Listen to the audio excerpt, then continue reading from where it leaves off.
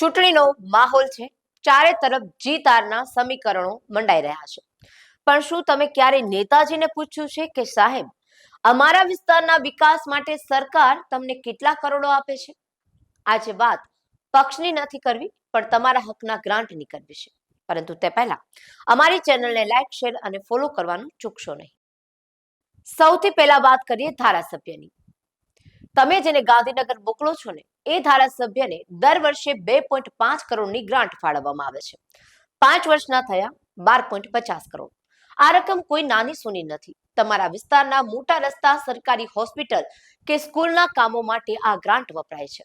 જો 5 વર્ષમાં આટલા કરોડ વપરાયા હોય તો તમારા વિસ્તારની કાયાપલટ થઈ જવી જોઈએ.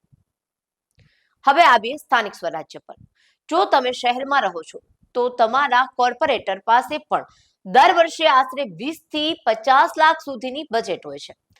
તમારી સોસાયટીના પેવર બ્લોક, ગલીની લાઇટો કે ડ્રેનેજ લાઇન, આ બધું જ આ કોર્પોરેટરની ગ્રાન્ટમાં થાય છે. જો તમારી ગટર ઉભરાય છે અને કોર્પોરેટર એમ કહે છે કે બજેટ નથી, તો સમજી લેજો કે ક્યાં લોચો છે.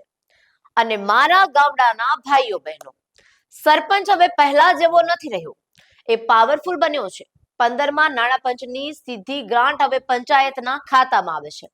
ગામની વસ્તી મુજબ વર્ષે 10 લાખથી લઈને 50 લાખ સુધીની ગ્રાન્ટ મળે છે. ગામના તળાવ, સીમના રસ્તા કે પીવાના પાણીની સુવિધા માટે સરકાર છૂટા હાથે પૈસા આપે છે. યાદ રાખજો, આ ગ્રાન્ટ નેતાના ખિસ્સામાં પૈસા નથી, આ તમારા પરસેવાની કમાણીના ટેક્સ છે. આ ચૂંટણીમાં જ્યારે ઉમેદવાર વોટ માંગવા આવે ત્યારે પક્ષના નામે નહીં, પણ ગ્રાન્ટના હિસાબના નામે સવાલ કરજો.